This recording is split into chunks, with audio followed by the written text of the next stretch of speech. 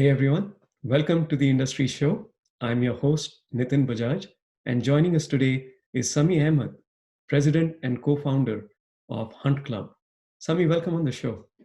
Thanks so much for having me, Nathan. Excited to be here. It's our pleasure. So tell us who's Sami. Growing up, I always had that entrepreneurial drive in me. Whether it was, I remember in fifth grade, I took my dad to, the local flea market to sell some Beanie Babies, and he didn't know what I was doing. But when I came back with, $600, he was like, "Whoa, why didn't you buy more?" So I always had kind of that itch. And so I think like through my banking days, and I started, kind of my career in 2007, I had the opportunities to work for a number of amazing business leaders, all the way up to the president of, the bank that I was at, one of the largest private banks in the world. And I had a lot of visibility, I had a lot of exposure. I went to London for a while, got to travel. I was a suit 7 days a week, which made you feel really great at, 20 something odd years old. And candidly, I learned a lot. Like I learned a great deal, but I knew that inside of me, I always had the itch to continue to build. So as I was working in the bank, I found myself in the little off time that I had working on different, side hustles and businesses that I would go, plug away with at nights and weekends. Everything from, a custom shirt and suit company that I was running out of a conference room at the bank, to kind of my hobby of being a musician and a producer that kind of grew, quickly through that time, to everything in between. And so, when the opportunity came for me to, kind of take a step back from banking and really look at what I wanted to do and, ultimately met my partners and have the opportunity to really kind of build something from the ground up, I seized the opportunity. That's such an amazing story. Let's talk about what you have built. What is Hunt Club? How do you guys operate and who do you serve? Yeah, absolutely. So Hunt Club is a new category of talent firm where we essentially leverage a network of over 10,000 business leaders. And that number is growing, by the day. And so you think CEOs, founders, executives, advisors, investors, people like yourself, who we incentivize to make referrals out of their own network for open positions. So the whole idea and kind of the premise behind Hunt Club is, some of the best people know the best people. That is just genius. So what you have done is taken the employee referral system outside to industry experts, and you're allowing them to refer people in that they trust and they go to when they are looking for someone. So these are folks that have real relationships with the candidates they're referring and folks that can actually say, yes, this individual is good for the role. We believe that also deserves, a form of gratitude. So we incentivize those referrals. So experts can earn up to $5,000 for a successful placement.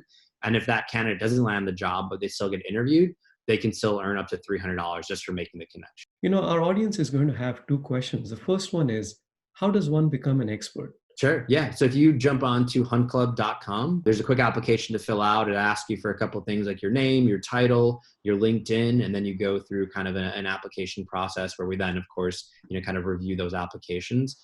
Right now, there's an opportunity to certainly jump on board and join. So the other question is, how are you different than a retainer or a contingent search firm? For sure. Great question. And one that we get pretty often because I think people have had experience with one or the other, whether it be positive or negative. And so, with retained firms, people are used to the fees being, of course, fully retained, which is, of course, their name. And so regardless of performance, whether it's positive or negative, you're contractually, obligated to pay that firm for their effort. It's typically in 1/3 installments. Mm-hmm. The flip of that, there's fully contingent firms where you're only paying per performance, right? So if your firm is successful, you pay them a fee. If they're not successful, you don't pay them a fee. And at times, the recruiting firm could have spent, X dozens of hours on a search. So at Hunt Club, we actually have, a shared risk model. So it's kind of a hybrid between retainer and contingent. We call it a container model, where a portion of the fee is paid up front, and then the remainder is paid upon success. Give us a sense for who your customers are. Yeah, great question. So, our customers, as I mentioned, span across, ultimately every geography. We're across the entire North America, with the majority of our customers, the highest concentration, of course, being in the United States. We've got some customers up in Canada as well. But most of our customers, I would say, kind of fit in three to four buckets. So hyper growth startups, innovative mid-sized companies, and then transforming enterprise companies or digitally transforming companies, which I think is important. And so some of our customers include folks like G2, GoPuff, Pinterest, Verizon, Oak Street Health, Apps Flyer, Dollar Shave Club, ShipBob, and so on and so forth. Essentially, you're across industries now. Like you said, you started off in digital, which made sense because that's where your connections were, but now you're serving across the spectrum. Yeah, no, that's absolutely right. Let's switch gears for a bit and talk about entrepreneurial journeys that are a series of ups and downs. What makes you get back up? One thing that I learned earlier on, and I credit certainly my current partners for this, is because setting goals and milestones for yourself and your business, I think, are super important. Truth be told, when I think about the first days of working with Nick and Scott, my partners, Nick's our CEO and Scott's my CTO. I couldn't have imagined working and growing to the potential that we have today. It was a new industry, working with a couple folks that I didn't really know, but we set goals for ourselves and our team that we continue to conquer one by one. And I think knowing that we have many more miles left in this journey, even if I hit a wall, I know that I need a moment to catch my breath, but I'm right back up and kind of chasing those milestones. And so I think it's important, and I think the other thing that has kind of kept me going, and this again is simple, but I think it's something people forget, is just to enjoy every moment, right? There are going to be ups and downs, and you're going to pour your blood, sweat, and tears into something, but enjoy every moment. Let me ask you this. Between the three of you guys, Nick, Scott, and you, who tends to be the pessimist, the optimist, the visionary, the devil's advocate? What kind of roles do you guys play? Yeah, no, that's a great question. So Nick will for sure say that I'm the overtly optimist, and that's because I think I try to see the good in everything. Not that he or Scott don't. I think Scott is definitely, he's CTO. He's very technical in the way he dissects certain problems.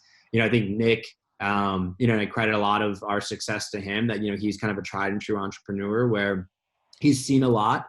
At the age that he's at, he's a couple years younger than me, so I think he's seen a lot. And so a lot of the things as an early entrepreneur that I would jump on or say, let's make this move, let's do this, he was a little bit more calculated, which I certainly credit him on and have learned a great deal from.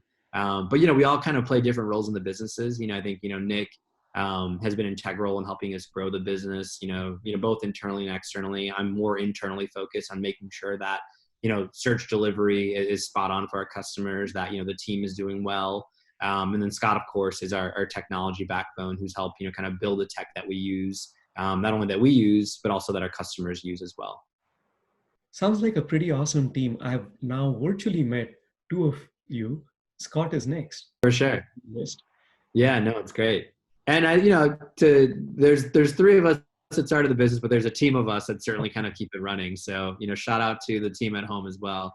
Because without them, it'd still just be me, Nick, and Scott running around in an office that was way too big for us. So what do you do for fun? More typical times, I really love traveling. I love food, all cuisines really. I love seeing live events. So whether that's a play, a comedy show, or a concert, there's something about live experiences that have always just, kind of gotten me, super pumped up.